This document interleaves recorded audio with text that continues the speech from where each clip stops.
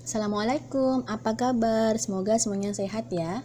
Alhamdulillah, untuk kesempatan kali ini saya akan melanjutkan materi pendidikan kewarganegaraan untuk kelas 10 modul 2 Negeri Elok Amatku Cinta yang akan saya bahas unit 1 Negeri Nan Elok dengan saya Viniatus Solihah. Oke, yang akan saya terangkan yakni syarat berdirinya suatu negara apa saja. Yang pertama harus ada wilayah negara yang tetap, juga harus ada penduduk yang permanen dan juga adanya pemerintahan yang berdaulat. Dan adanya unsur konstitutif yakni pengakuan dari negara lain dan juga kemampuan untuk berhubungan dengan negara lain. Dan dasar hukum ini sudah diatur dalam Undang-Undang Dasar Pasal 25A yang menyatakan bahwa Negara Kesatuan Republik Indonesia adalah sebuah negara kepulauan yang berciri Nusantara dengan wilayah yang batas-batas dan hak-haknya ini ditetapkan dengan undang-undang. Negara kepulauan berciri Nusantara mengandung pengertian bahwa wilayah negara Indonesia ini merupakan negara kepulauan dengan ribuan pulau besar dan kecil di dalamnya yang dihubungkan oleh lautan ini menjadi satu kesatuan wilayah. Dan lautan bukanlah pemisah antar pulau, melainkan penghubung antar pulau. Dan apabila terjadi ancaman terhadap suatu wilayah, merupakan ancaman juga bagi seluruh wilayah yang ada di negara.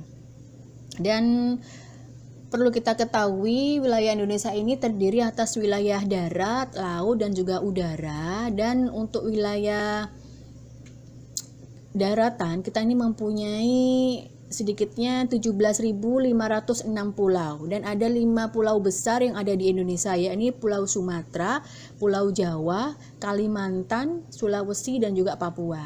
Dan pulau-pulau tersebut ini membentang dari Sabang sampai Merauke, dari Pulau Miangas hingga Pulau Rote.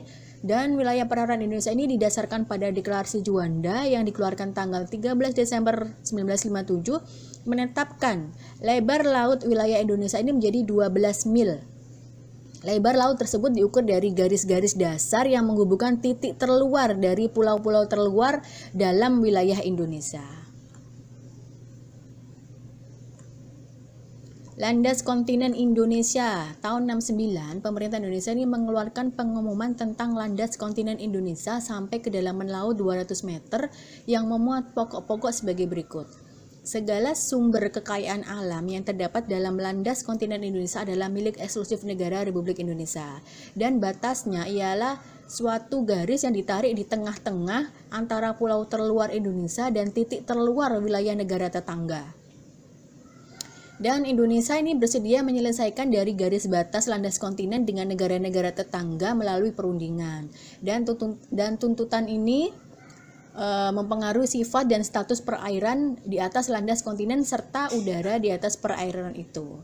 Tanggal 21 Maret 1980, pemerintah Indonesia juga mengumumkan zona ekonomi eksklusif Indonesia selebar 200 mil diukur dari garis dasar, yakni bahwa segala sumber hayati yang terdapat di bawah permukaan laut, di dasar laut, dan juga di bawah laut ini menjadi hak Indonesia. Akibatnya, jika ada kapal-kapal asing yang menangkap untuk segala kegiatan penelitian, eksplorasi, dan eksploitasi ini juga harus memperoleh izin dari pemerintah Indonesia. Dan ada dua teori konsep kewilayahan kedaulatan atas ruang udara, yakni teori udara bebas yang bersifat bebas, artinya tidak ada negara manapun yang memiliki, dan teori kedaulatan udara, yakni negara berkedaulatan atas ruang udara di atas wilayah negara. Dan pengikut teori udara bebas terbagi menjadi 3 kelompok aliran sebagai berikut. Kebebasan udara tanpa batas, yang artinya ruang udara dapat digunakan oleh siapapun, tidak ada yang berhak untuk memilikinya. Dan kebebasan udara dengan hak khusus negara kolong, yakni negara kolong mempunyai hak-hak khusus yang tidak tergantung pada ketinggian.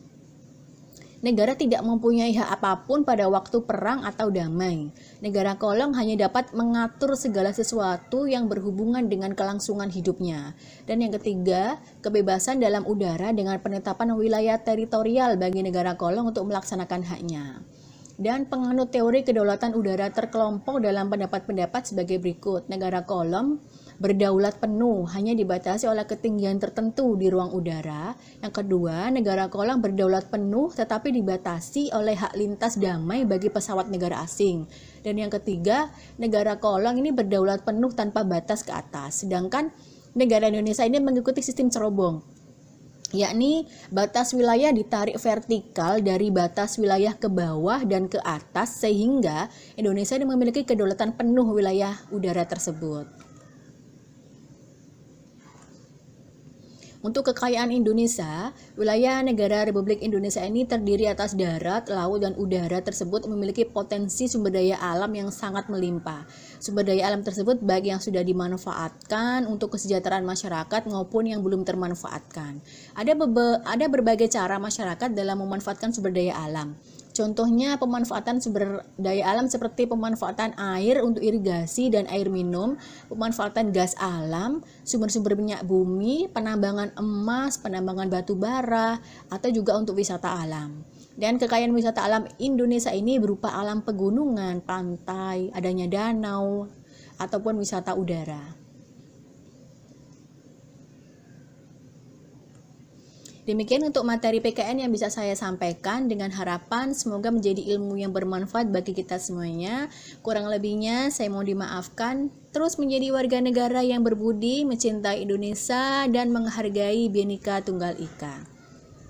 Terima kasih. Assalamualaikum warahmatullahi wabarakatuh.